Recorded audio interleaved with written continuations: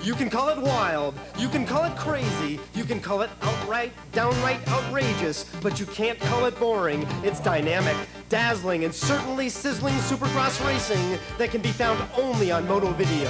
It's your front row seat to the hottest motorsports events in the nation, and it's all on home video cassette. So sit back, put on your gloves, strap on your helmet, pop it into gear, and prepare yourself for Supercross racing action from Moto Video.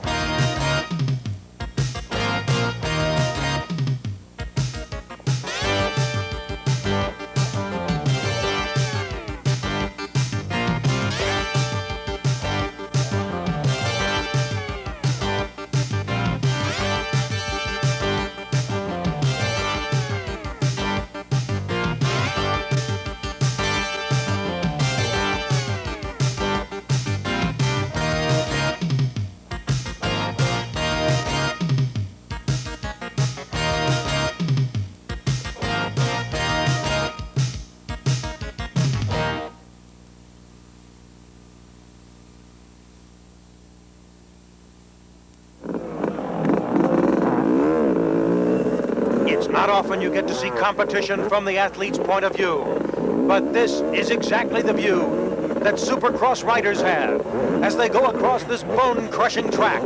A track made to ruin man and machine. Tight corners, high jumps. They haven't got time to worry about it.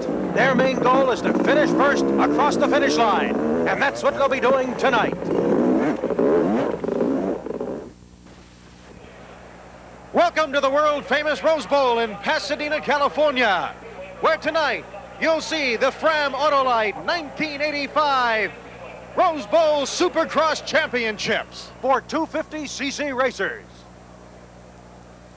And a very pleasant good evening to you. Welcome to Southern California, where you're about to see one of the most grueling, exciting, and yes, even dangerous sports events you'll ever see anywhere on this planet. Hi, everybody, I'm Steve Grad. Welcome to our telecast. We're happy to have you with us here tonight. Now, maybe you've seen motocross racing. That's outside a stadium. Mother Nature can be rough on these guys, but not nearly as tough as their fellow man. The people who design these tracks really make it tough. And I'll tell you something else. There's a lot on the line here. Purse money, contingency money, and bonus money for the end of the year for the series champs. What kind of money? I'm talking about six figures, over $100,000 on the line. It's tough on these fellas on the track and afterwards. And a guy who can empathize with him is our expert analyst, Danny Laporte. Danny's only here because he's recovering from a broken leg. Danny, glad to have you with us. These guys are really pumped down there. Thank you, Steve. It's nice to be here. Yeah, they are. You know, going into the last race is really difficult, and especially on this track, it's really rough, and they can't make any mistakes. And I think the rider that gets a good start, doesn't make any mistakes, will win tonight. And we have got four people bunched up who can win the series championship. Brock Glover, Jeff Ward in at 211 points overall. And then you've got Ron Lachine at 209, even Ricky Johnson 201. I know it's too close to call. That's right, it's too close. I wouldn't like to be out there right now. I'd like to be out there racing, but it's so close for those guys and there's so much pressure. And this track is not going to make it easy on anybody. Nobody's going to run away with it. And we have a person down on the field, in the pits and on the infield who's going to give you up-close type of reports. I'm talking about David Stanfield. What's the situation right now, Dave? I think I've got the best seat in the house, but I'll tell you, I'm not going to sit down. Man and machine are going to take a beating tonight. This is possibly the toughest Supercross track ever. There are whoop-de-doos and there are killer triple and double jumps that are going to have these guys flying all over the place, much to the delight of 65,000 screaming fans. And I'll tell you another thing these people are battling for, the players. They are going to get the Toyota Truck Rider of the Year award, and it'll be presented by Miss Toyota. How do they get this award? Well, enthusiasts, fans around the country write into the top magazines who cover this sport, and they vote for their favorite rider. The rider wins that. So we've got an outstanding night for you of outstanding Supercross action here from the Rose Bowl.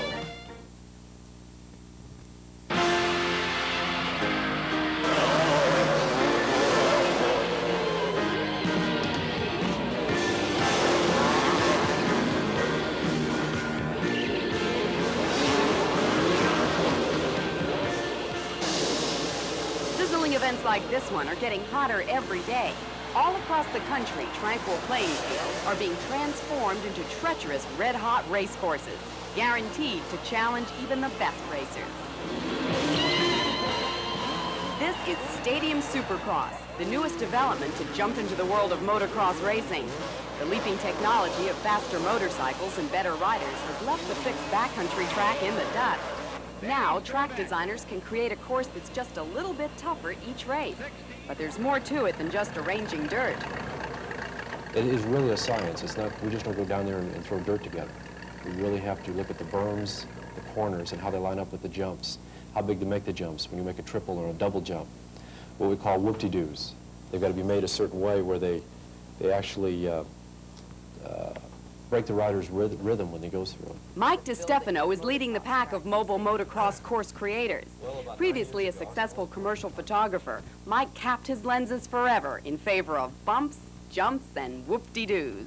What's nice about the whole business is it's like doing a play. I go down and I set a stage, we have the event, the fans are excited, they leave, and we start a new project. You never run into the same situation. And there's a lot of good feeling from that. Setting the stage begins about 5 days before the starter's flag will drop. A crew of 100 construction people will work 24 hours a day to arrange 6,500 cubic yards of dirt in precise piles. We actually document after every race where the best lines on the racetrack was. Size of the obstacles, the way they're positioned, etc. A sound like an army of angry bees fills the air as the first wave of motocross riders meet at the starting bar for a wheel-to-wheel battle. The battlefield is complete, but Mike's job isn't over yet. I make sure that things are happening, and they happen on schedule. Tell my crews who are all on headsets with me, basically I'm their eyes. They're down there doing the work. 8 minutes, let's get the sweepstakes down there. All right, we'll play it by ear. In the intermissions, I may give you more than 15 minutes to live out. Did you copy announcer one? I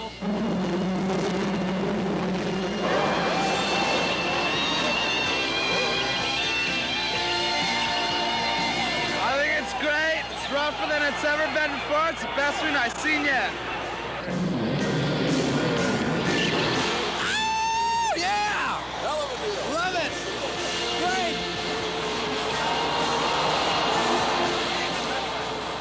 I guess tough tracks work. We got to keep building them tougher.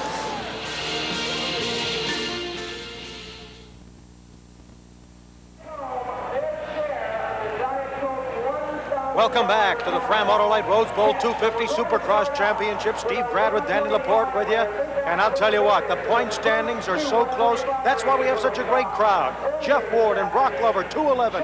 Ron Lachine right behind them by 2 points. Even Ricky Johnson has an outside shot. There's the rest of the top 10, but I'll tell you what, Glover and Ward are keyed up. What do they think about the big climax tonight?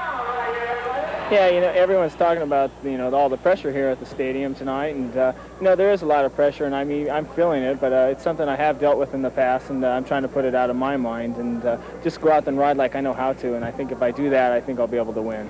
I haven't talked to Brock about pressure, and there's always a little bit of pressure on there, but just how you deal with it, you got to just look ahead, take each race as one at a time, and that's how usually things come out for the best. Glover and Ward, what a battle we'll have. You might wonder, how do you get a beautiful football stadium like the Rose Bowl into one of the most difficult Supercross tracks in the world? Well, let's have a look and see how they did it. Only hours ago, the floor of the Rose Bowl looked like this, almost like they're putting together a parking lot for a mall. They're putting together one of the most difficult Supercross tracks there is. Man, machines, tractors, road graders, bales of hay, everything that went into making this one of the top Supercross tracks. You have to pick out the big rocks. After all, you don't want a rider hit in the face with one of them. The little ones, they'll let stay there. And there's the starting gate. In just a few minutes from now, that starting gate will drop, and we'll have some of the most outstanding sports action you'll ever want to see. It's quite a difference from a few hours ago, wouldn't you say? Well, in order to really get up there into the major motos, you've got to do some qualifying. And here's what happened in tonight's earlier qualifying heat. In heat number 1, Eddie Warren on bike 801 led from start to finish. The Michigan rider went full throttle. He wasn't impressed by the California West Coast bikers who dominate this. Eddie Warren from start to finish, riding smoothly over the jumps, taking them 2 or 3 at a time, and taking the checkered flag. Eddie Warren getting that first one under his belt in heat number 1 of qualifying in the 250 cc's. In heat number 2, David Bailey looked like the easy favorite, but Bailey had some trouble on this very rugged Supercross track.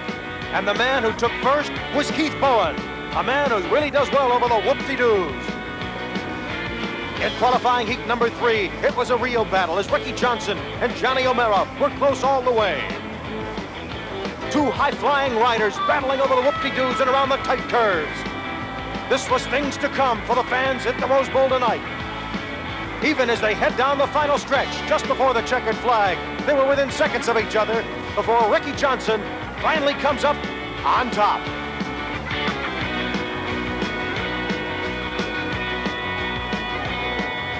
And in qualifying heat number 4, controversy as Jeff Ward, one of the overall point leaders, goes backwards the wrong direction. You can't do that.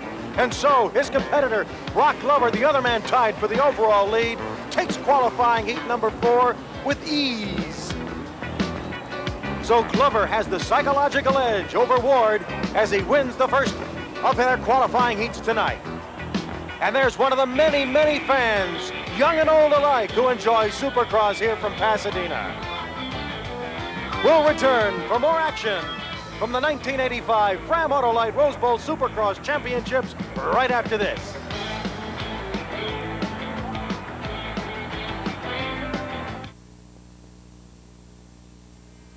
Back in time to 1975, 1979, and 1981. Moto Video is taking you back to motocross classic events that stir up memories of Bell, Barnett, Hanna, Smith, Gibson, Reed, Howerton, and Hansen.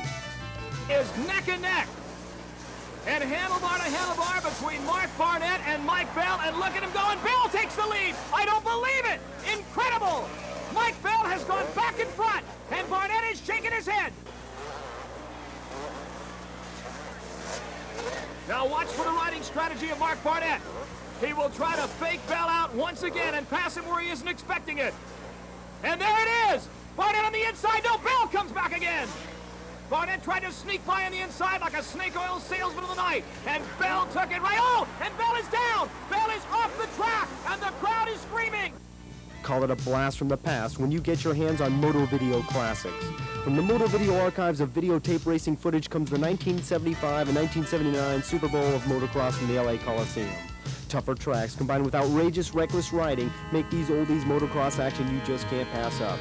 And from Do It in the Dirt, Kansas City, 1981, see how Supercross has truly survived the test of time as Bell and Barnett take it out on each other in a wild and crazy Missouri track. Get into the Moto Video Classic Time Machine and experience great races of the past forever. Look for more Moto Video Classics to be released soon. All titles one low price of $29.95.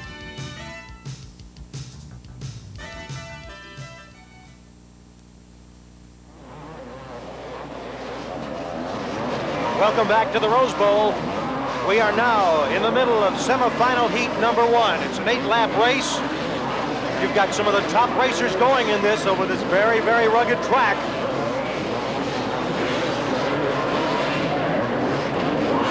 Then they go into the whoop-de-doos. Those are brutal. Those are trench whoop-de-doos. And they both clear them, and they go over the table jump. Ryan still on top, Whiting right behind him. How about the fellas in the back of the pack, though? What's their strategy now, Danny? Well, they're just hoping that some of the guys in front of them crash because that's the easiest way to pass. And then they've got to try, if they want to place in third position, if they don't do it the first 3 laps, it'll be really difficult. All right, there you see some of those people trying to catch up. Rick Ryan, A.J. Whiting in the semifinals of the 250cc. That's just Ryan. He handled that one beautifully. He's riding real conservatively, I think, because he knows that, you know, he doesn't have to try really hard. They've got a pretty good lead. Ryan's opening it up on Whiting, who had trouble in the 4x4s. Finally recovers, doesn't lose a place. But they're coming up on him. Scooter Stafford is in 3rd place, and Scooter's moving up on A.J. Whiting in 2nd place. Way out in front is Rick Ryan in the semifinals of the 250cc. And you're right, it is rugged, it is dangerous, but these fellas are protected. To find out what they wear, let's get this report from Dave Stanfield. You'd be surprised to know that injuries in this wild sport are quite infrequent for two reasons. First of all, these athletes, like Kerry Kehoe here, is in top physical condition. Second of all, it's the safety equipment he wears. Starting with the boots, there's a shifter protector, the ankles are well supported, the shins are definitely supported here. To his knees, plastic behind there for protection. Up to his jersey, he's got even a safety belt here that holds his kidneys in tight. Full gloves, a face protector, the goggles, the helmet. These gladiators are ready for battle. That's right, Dave. Battle against not only each other, but against this very tough, dangerous Supercross track. And there you can see a good reason why they need all that protection. It is rough. There's the treacherous #2 corner. It is tight. You won't see that in the motocross. This is Supercross. Meyer getting back on. He's off the course, so he's not going to block anybody. He can't get it restarted. Meanwhile, Ryan coming down the hill. Here's Whiting. Whiting's just got to make sure he stays locked in that second position, doesn't he? That's right. Still, though, right now, for third position, Lyles is trying to get by Scooter Stafford. Here comes Scooter Stafford, number 58, around that tough turn. And Billy Lyles still fighting in there. This is really a tough one for third place. Martin Vesely is in fifth. And now the last lap. Ryan. Now Ryan's coming up on lap riders, and the rider just crashed in front of him. He's going to have problems here if he doesn't get by him. He gets nicely on the outside. Now they very courteously move to the inside, and Ryan's okay. Whiting seems to be okay getting out of the mess. Whiting is still well behind Ryan. He'll never catch him on this last lap. The big battle is for third. There's Ryan. He's the leader. He's going to win this unless he endos or crashes in any way. The lap riders can really be dangerous sometimes because they're moving all over the track. You know, they're not going quite as fast as the top riders. And when a rider comes up to them, they don't know which direction to go, to the left or the right. Sometimes, you know, they run into each other. Now Whiting's got a lap rider in between him and Ryan. As Ryan's coming up the drop, he gets the checkered flag comfortably. Here comes Whiting. Whiting is going to follow Ryan. That's Whiting in the yellow. And this semifinal heat number 1 was a real thriller. As you see, following Ryan and Whiting, Billy Lyles was right in there, number 3. They battled all the way and put on a really great show for the fans here at the Rose Bowl.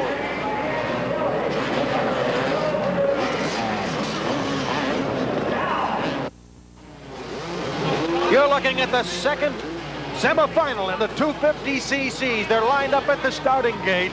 Only the top 3 qualify for the main event, but I want to remind you there is a last chance. Yes, that's right, Steve. But you've got to come in from 4th to 13, and there's 20 people racing. The top 3 from this go directly, the rest go into the last chance race. And this race, Lachine and Ward are both in this. They didn't qualify in the last heat.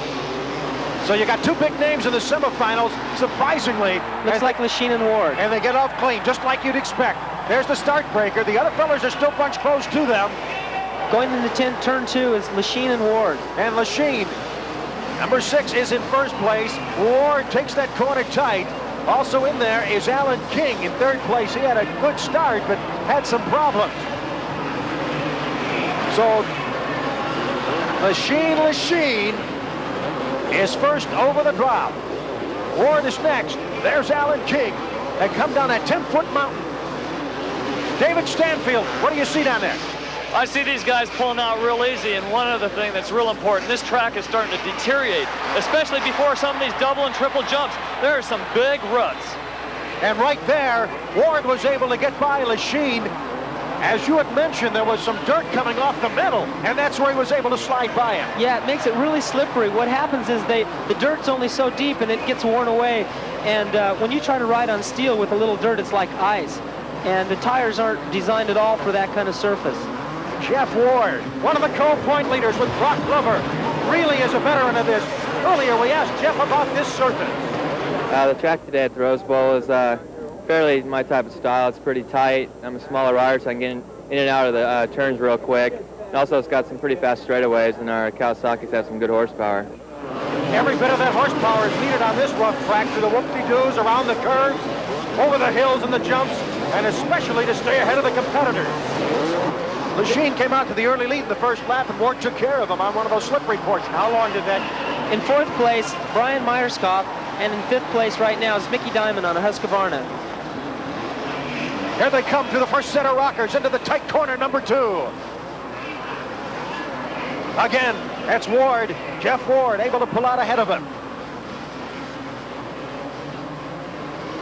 Lachine right behind him. Remember, the first 3 qualify, but a lot of pride and psychological battling's going on here for the main event. These are 2 of the big boys. Yeah, I think it's really important, a psychological advantage if you can win your heat race or semi, because it just gives you that little extra piece of confidence you need. And there's a spill going into the back set of whoop-de-doos, but it does not affect the leaders. As you see, Ward and Lachine, they're well ahead of it. Boy, you need power on this track. What feeds these machines? What gives them the power to go over them? Well, let's find out from Dave Stanfield. I'm in the self-serve area of the pits. This is where they store all the oil and the gas mixtures for these motorcycles. Now, every mechanic's got his own special mixture. Your car uses about 90% octane gasoline. This is special stuff. This is 108. You just can't buy this at every gas station. And this right here, when I'm here, I carry this with me.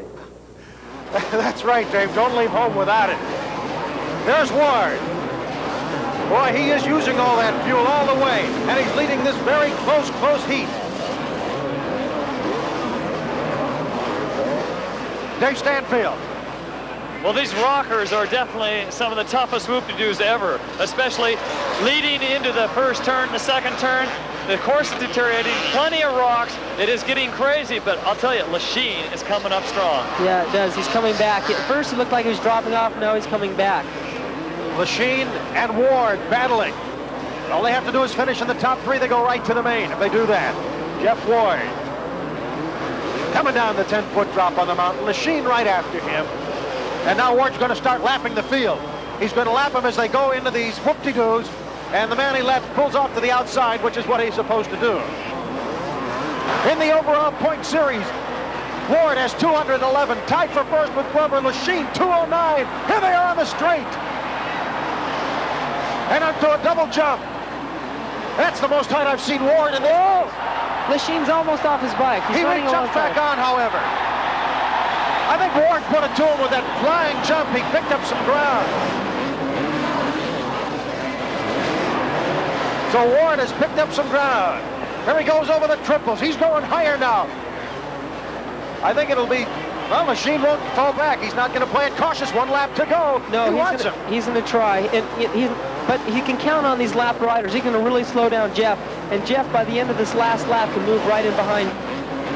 But unless Jeff makes any mistakes, I think he'll be able to win. That's Ward. He's in first place going on in the last lap into the straight, or what we have of a straight. Lachine is pretty well back there because we have a lap rider behind Ward. Ward coming into the rockers. The first set of rockers, and now tough corner number 2. He might get slowed here by the lap people. He is slowed. He has to go to the outside. All by himself over the rockers is Lachine in the second corner. But Ward will be coming up to the checker very, very soon. Over the triple. Here comes Ward. Over the finish. And Ward gets the checker in the semifinal. Here's Lachine, number 2. And then all-important third spot will go to Alan King.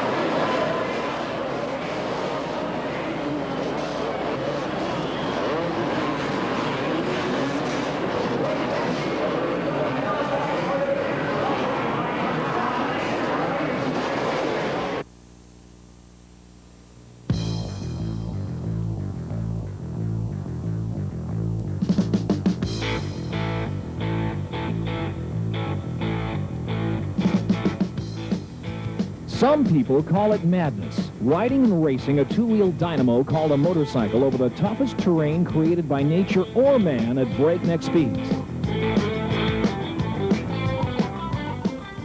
Some call it madness, slipping, sliding, slashing, jumping, and flying, challenging the best and the worst that the elements of the enemy can throw at you, and throwing it right back.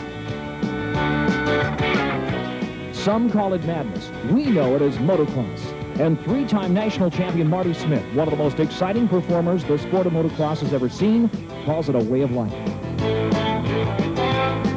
Marty's way of life involves taming the madness of motocross, sharing the secrets and riding techniques of motocross racing that made his career successful, so that you too can take on the challenges of the track with confidence, skill, and style. So while you have the chance, sit back, relax, and watch as Marty Smith, along with a few friends, reveals the methods, moves, and means by which you too can get the best line on motocross madness.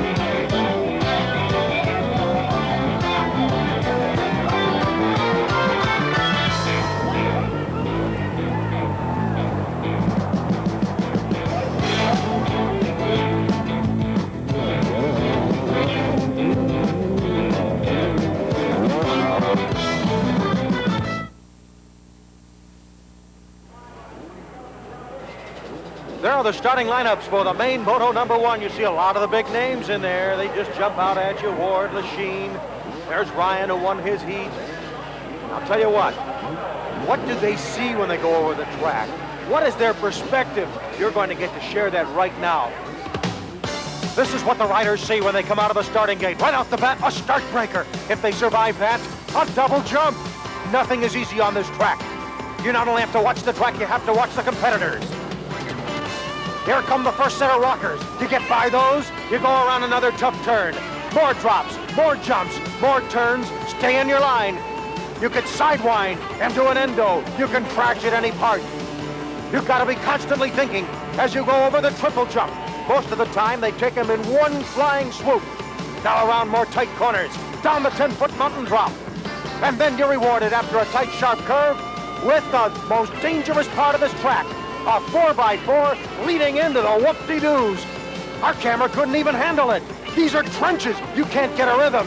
They have been the wreck of many a rider. Now, off the table plateau jump. Then around another sharp curve. You're rewarded with a couple of more jumps. And finally, a slight small straightaway. And now, we're just seconds away from the start of #1 Moto. These people are nervous. They are tense. These are tense riders. Look at the starting gate. It's still up. And it's down, and here they go. The final Moto, the first of two finals, and they break out of there. And they fly high over the start breaker, and only one man is down at the start. He's near the back, so they don't bunch up. Bailey, one of the favorites, goes down. That's Alan King. Now another man goes down. Boy, we're in the first lap of 12, and people are falling. That's Lachine. And they come down the 10-foot drop, which is the finish line. These are the best. Johnny O'Mara leading the pack as they go through the whoop-de-doos. And these are like trenches. And David Bailey is on top. O'Mara out in front of that pack. And those whoop-de-doos really start separating the stars from the average. Right now, David Bailey is trying to ride really smooth. He's right now he doesn't have any pressure from anybody. The good riders, I think Brock Glover right now, who's trying to pass a couple riders in front of him, is trying to get up there. He has to pass them right now, or else Bailey will get too much distance in the first few laps. Both Brecker's the man behind him. And the people that are on top for the final standings are kind of in the middle of the pack. That's Bailey as they come around. Bailey, Ward. Now Ward is in 10th place, and Glover's in 5th place, and they are tied for the lead. This is Bailey. There's two #1s here today. Bailey wearing the #1, which is black. And look at him fly over the double jump. Here he goes into the first set of rockers. Look how smooth. Look how he gets off that seat. How important is that? Well, David's tall. He's about 6'1", and his legs are real long. So when he goes through those bumps, the bike's working underneath him, and it's not touching his body. Like Jeff Ward's fairly short, and the bike hits him in the rear end. Now, David, Keith Bowen went down in the rockers right there. And Bowen is one of the best rockers rider there is. He is the expert, and he can't get his bike going. he may have been trying a little bit too hard there. This is the first of two motos. In the finals, Colt Brecker is the man in second place. Earlier, we asked David Bailey to get his perspective on this track. Well, they've got two sections of bumps that are really long, probably 100, 150 feet long, which they've dug out with a backhoe tractor. So actually, if you look at it, it looks flat across, but there's holes like 2 feet deep, and they swallow up your tires. And a couple of times I had a close call, and they're going to get rounded off more as the night goes on and get ruts through and make them even more difficult. So there's going to be more than one line through those whoops, and it's going to be some good racing through there. And David Bailey is providing it. Tell you what, he's a real competitor, this Bailey. Doesn't give up on anything. Hails from Axton, Virginia. He's sponsored by Honda. There you see the pace of how wide he's opening the lead as he goes for the real rough whoop-de-doos on the backside, number 7 corner. Colt Brecker is following him.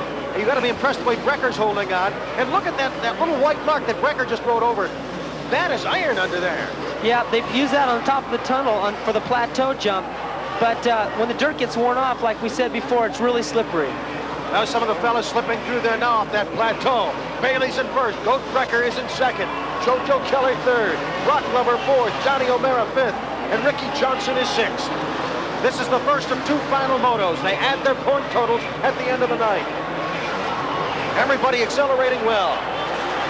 Here comes Ward. Ward does a pass. He's on that tight corner and he handles it beautifully as he gets by a man right next to him. And now they come around the curve where they're going to go mountain climbing. David Stanfield is standing by to watch them go descending down that mountain. This is the finish line right here. It is a mountain of a jump. The minute they land, they've got to jam it in second gear and shoot back out onto the whoop-de-doos. Now, nothing like shooting out of there from second gear onto those brutal whoop-de-doos. They take a lot out of you. And then you have no time as you get right onto that plateau.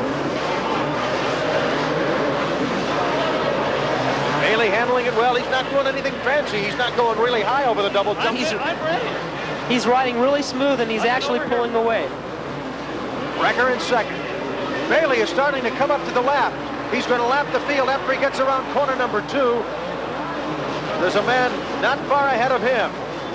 In the final race, you'll notice that they won't lap as fast as in the other races because most of the inexperienced riders have been weeded out through the qualifiers. Dave Stanfield, what's the viewpoint on the field? It is exciting down here. One of the most exciting obstacles on the track, obstacles plural, are these 3 jumps. They're triple jumping.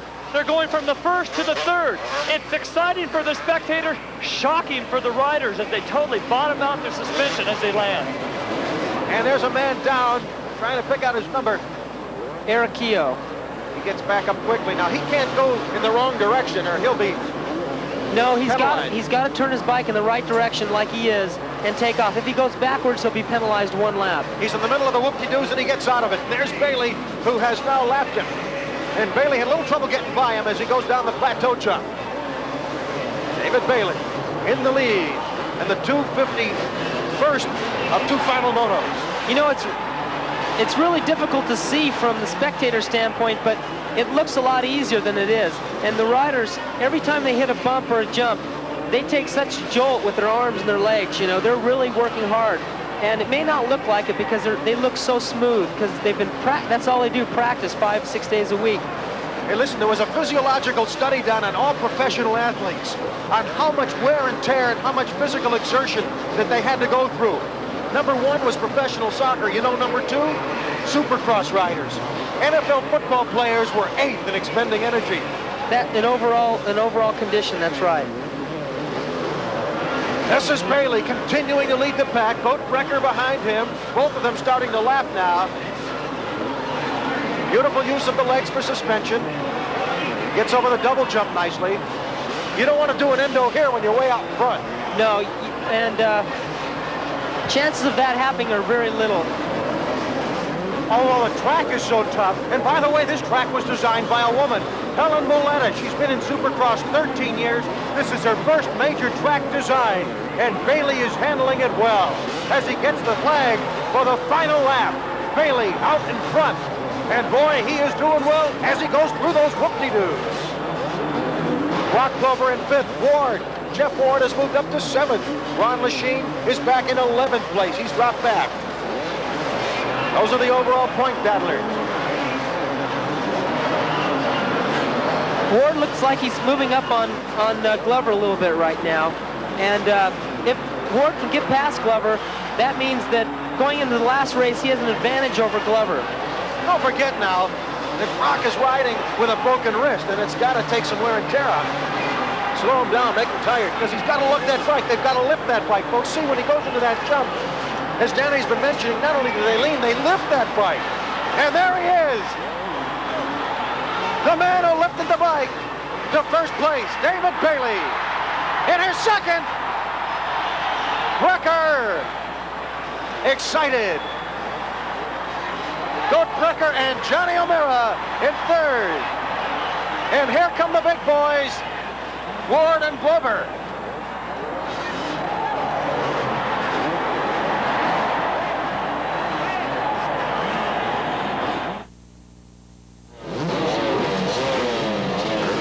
Welcome back to the Rose Bowl. Steve Grad with you, and we have a break in the Supercross action. And we have a chance to show you something that took place a little earlier, a very unique event. This is quad racing. These things look like dirt cars with handlebars. That's right, 4 wheels, and they're going to blast across most of this Supercross track. There they go. Today's quad racer event is brought to you by Suzuki, makers of the high-performance quad sport and quad racer. Suzuki, the foremost in 4-wheeling. Some of those fellas having trouble getting over that double jump, but they're gamely going to try and battle this entire course. This is a new innovation by Suzuki. It's very stable, and this is a rough course. You know, you wouldn't want to try to go over some of these 10-foot drops on a 3-wheeler. You'd definitely end up. The interesting thing about it, these guys, although some of them are former Supercross racers, most of them are average guys who just took it up. No, they're not going to go over those whoop-de-doos. You know that. I think that would really break these things.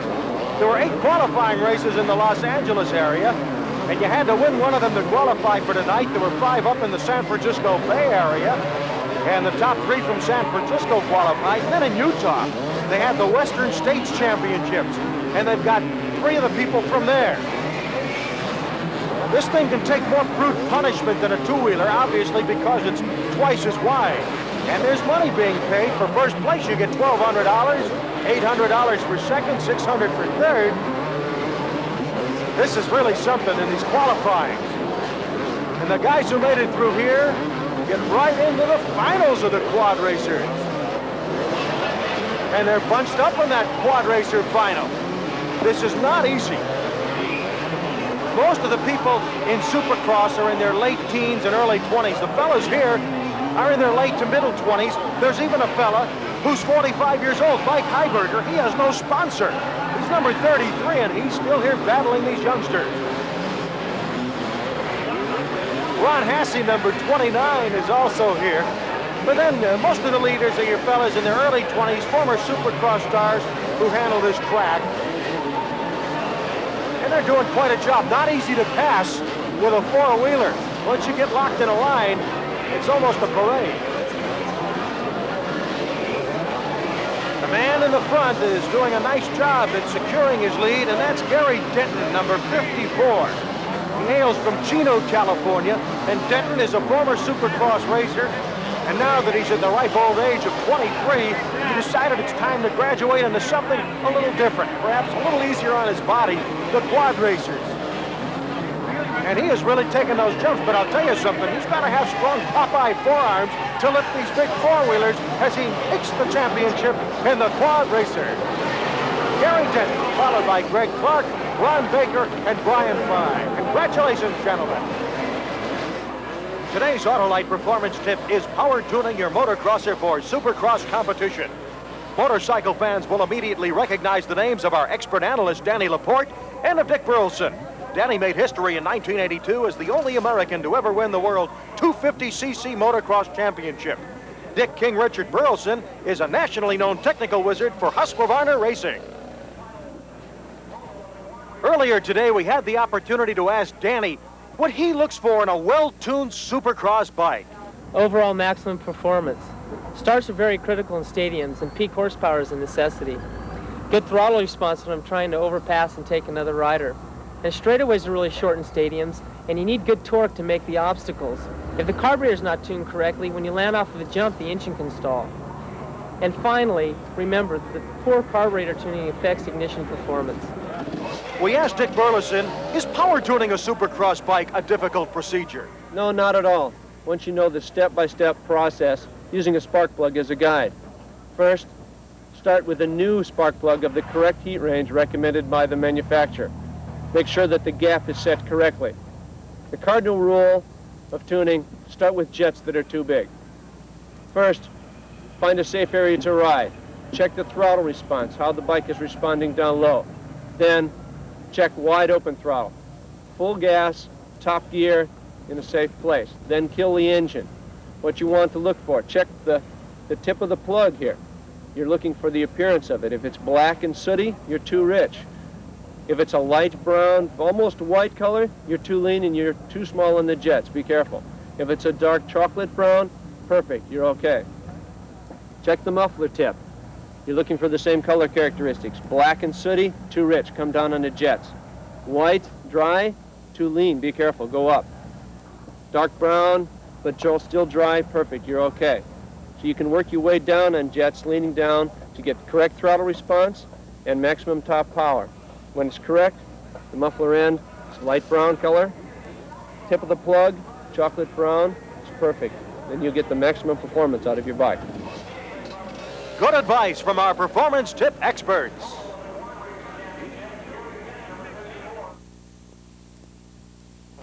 Earlier in the evening, the 125 riders battled it out. Let's pick up the action in the final laps of the main moto.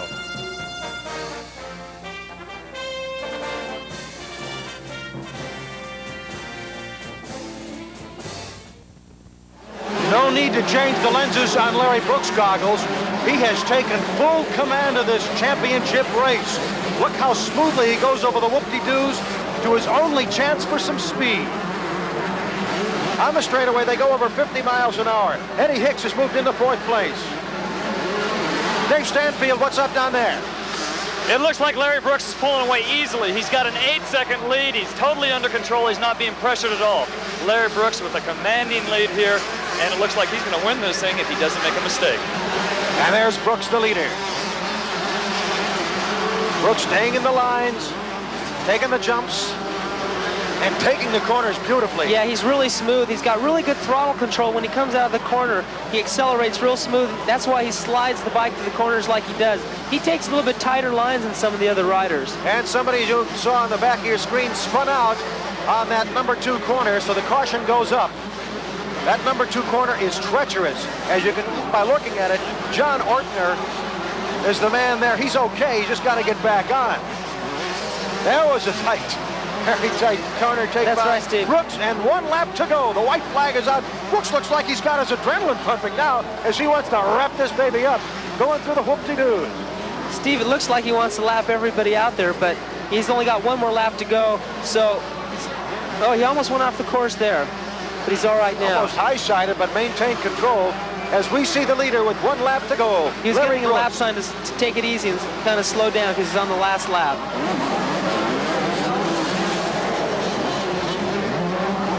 What a good look we have there at the leader, Larry Brooks, in the 125cc championship. There's how spread out this whole thing has gotten. It's hard to believe they were so crunched early in the first lap. It's kind of hard to tell who's in what position when they start lapping each other. What a great look at Brooks. Get ready for the checker. And they're coming out with the checker for Larry Brooks. And he won it handily. He was up to 8, maybe 10 seconds on his lead. Over these racers who are going to fight for 2nd and 3rd, who gets over? It looks like Dean Matson and possibly Eddie Hicks rounding out the top 3 in this 125cc championship. There are your unofficial results. This was an outstanding race by Larry Brooks. All right, Larry. And Dave Stanfield's got the happy winner. Larry, you made it look a little too easy. Oh, it wasn't that easy. I had a few guys on my butt for a while there, but then I started pulling away at the end. Okay, the start. Was that the hard part? Like I said before, the start's the hardest part, and I got it again. I'm really happy right now. Track was okay, wasn't it? Yeah, it got rutted out, nice and rough. way I like it. Why were you pulling out? Why were you pushing us so hard? Win big, make people know who's the best.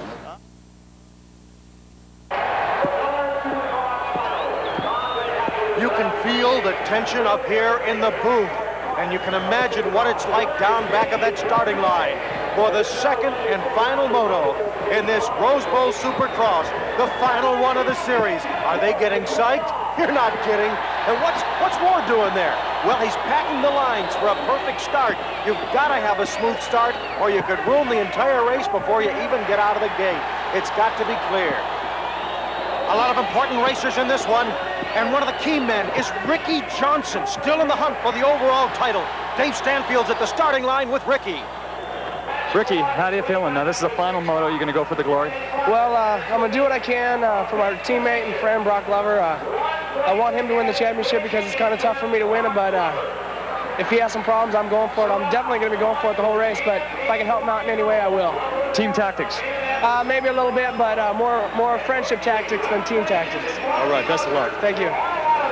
Ricky Johnson talking about his buddy, Brock Glover. Glover again racing with that broken wrist, and you see him in the starting lineup. There's the lineup made by the AMA. They picked the spots. These fellas are tense. We're coming up to the big one. As Glover, number 4, you gotta watch him. And you've gotta watch too, Jeff Ward. $100,000 could be riding on this. The second moto final on the 250 from the Rose Bowl. Ward adjusting his goggles. Glover adjusting his.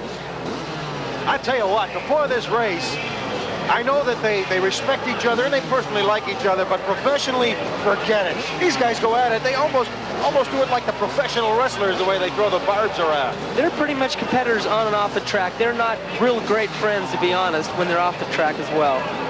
And they hail from both of them from Southern California. Kawasaki sponsors Ward, Yamaha Glover. That's Machine in the middle. He had a rough first moto, which just about took him out of the overall series championship. But he's wild enough to possibly take this second moto all by himself. That's right. If 25 points. Steve, if he can get the start, it's just like David said, if you ride smooth without making mistakes, you can win. Easier said than done on this Supercross monster. This is brutal. Here we go. The gate ready to go down. There it goes. They're off for the second moto in the 250 finals. And they bust out of there. Everybody clean over the start breaker. Nobody down. Here they come in the rockers. The first set of rockers. Bailey the leader. O'Mara the leader. Ward in second around cup corner number 2. That's O'Mara, followed by Ward. Machine is in there. Here comes the triple jump. Full throttle on all of these. They go over the Miller Mountain, the drop. And it's O'Mara, Ward, Ricky Johnson, and Brock Glover is 4th.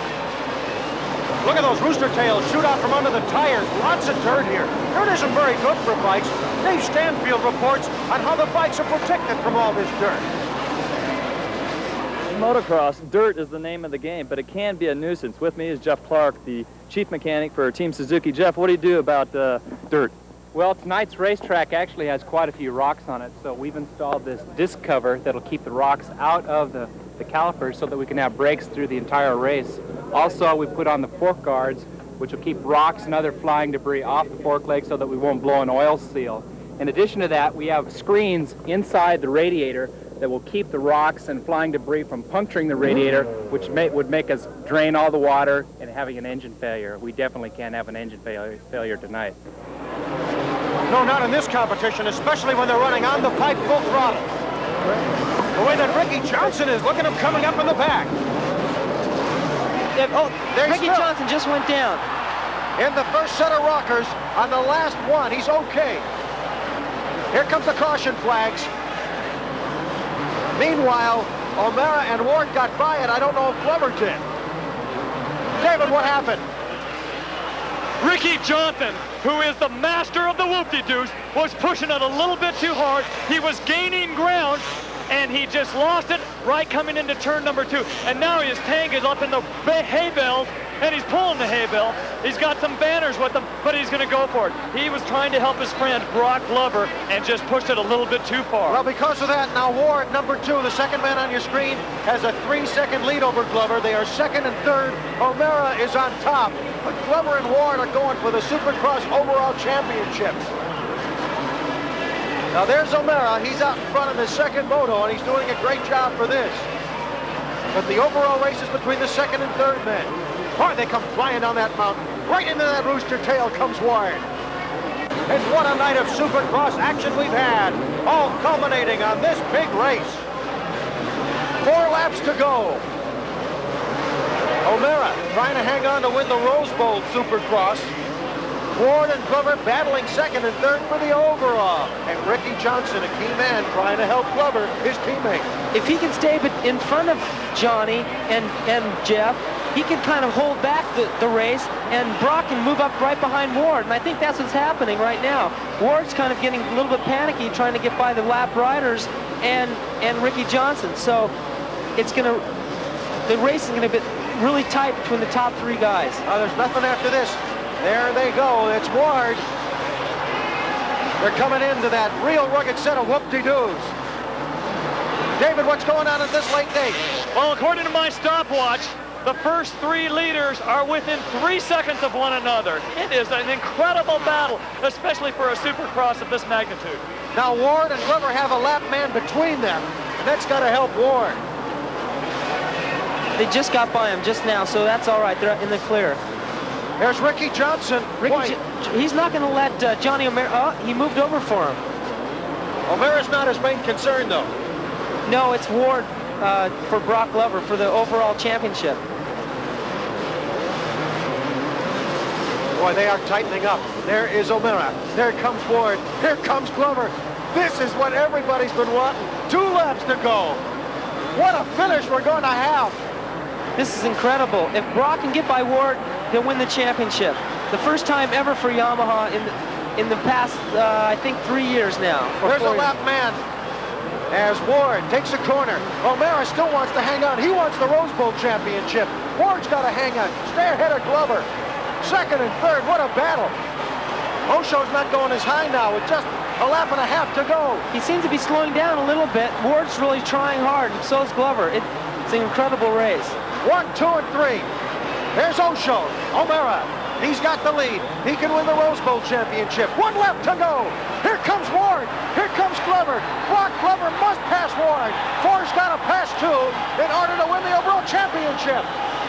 Now there's some lap people getting in O'Mara's way. There's Ward. Glover right on him. There they come down the table.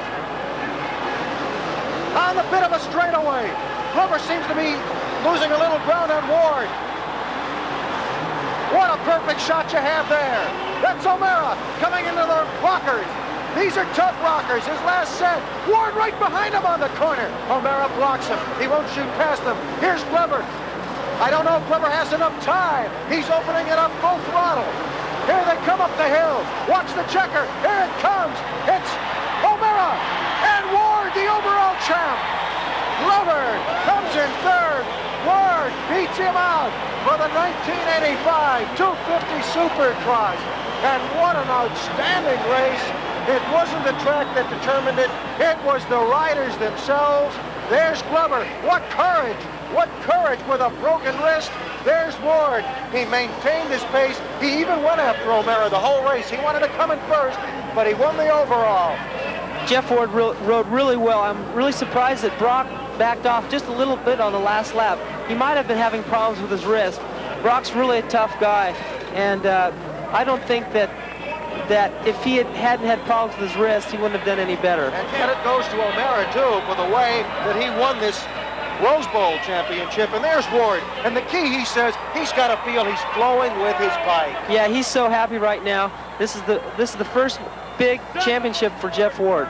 Ward goes into his last practice lap as if it's the final. He says, then I can continue throughout the different races. And he had a tough time. Remember, his bike went backwards in one of the early qualifying. That's right. and he recovered. That takes a lot of mental toughness, a lot of intestinal fortitude to be able to come back from some of that adversity. And a lot of credit has to go to Johnny O'Mara. He won the Rose Bowl championship by taking first place as we look at Ward celebrating his overall title. There's number 1 and number 2, and that's how they finished. O'Mara won first that last race of the season, and those were his only wins of the year. What a set of bookends for him. And Jeff Ward takes the overall championship. He may look like he's walking on the track. He's walking on air.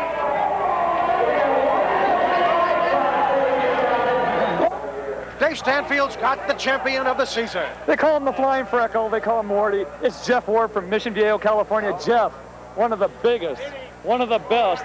It's got to be the best win for you ever. Oh, this is so great. I was under a lot of pressure out there when Brock on to third. And just riding my own race. I knew he was kind of hurt, and I was pushing really good, being smooth, not worrying about Johnny. And I can't believe it. I didn't fall or anything. Had a bad, rough night at the beginning, crashing real hard, and I can't believe it still. It's great. You came over the finish line. What was that? Was that just exultation? I almost cried, I swear. It feels so good. I worked so hard for this all year long. Had some bad breaks, but everybody else did. I came through and it counted. It feels great. Congratulations. Thank you. Dave Stanfield, you were down on the field. From where you were, how do you assess this last moto? This was really something.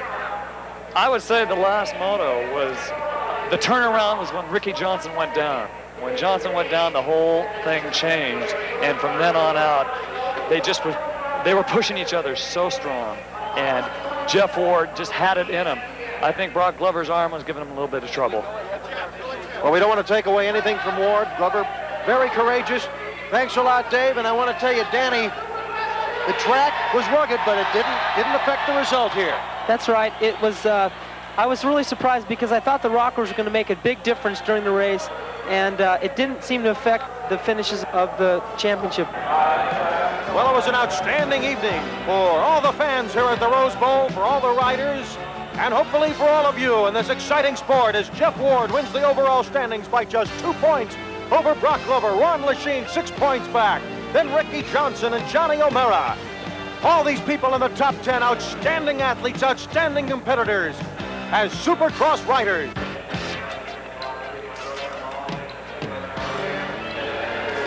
And our Toyota Truck Rider of the Year, Jeff Ward.